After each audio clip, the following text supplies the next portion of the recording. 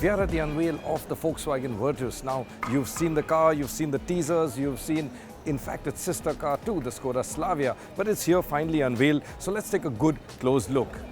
Let's begin right here at the front. Now, one of the distinctions between this and its sister car is, of course, at the front end. You've got an all-new front end, and it doesn't just include, of course, the headlight and bumper and grills. There's also a different bonnet, and it gives the car a really nice muscular stance, in my opinion. In fact, we have with us here the GT version, which will be the top-of-the-line trim, the sportier 1.5-litre equipped car. And if you look here, it's got this really nice black treatment for the grille. There's a huge black treatment down here at the bumper, and it gives us this really nice sporty dynamic stance, quite muscular too.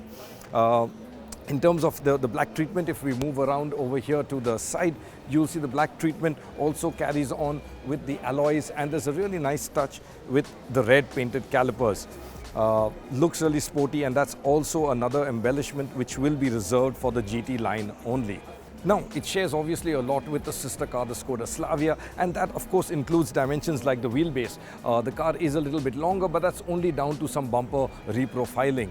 What it also shares, of course, with the car are the mechanicals like the engine and the powertrain.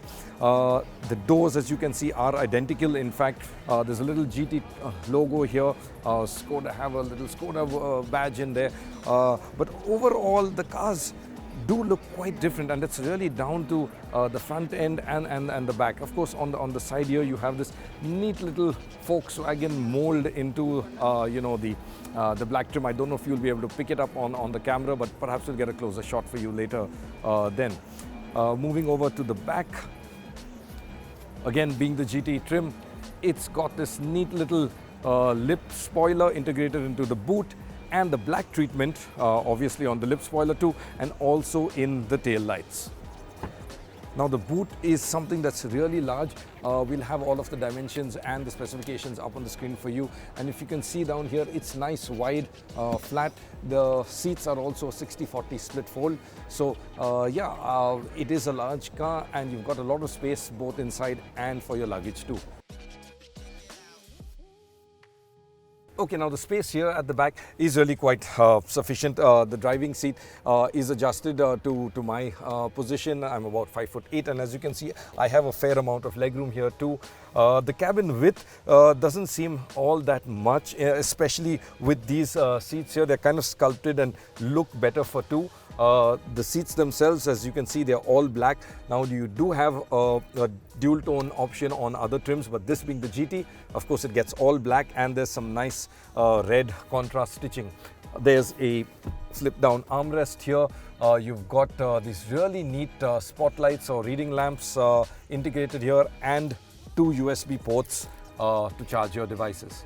Now, over on the insides here, the dashboard is quite different to its sister car, the Slavia. In fact, the top half is radically different. You've got, being the GT trim, again, you've got this nice red trim all around.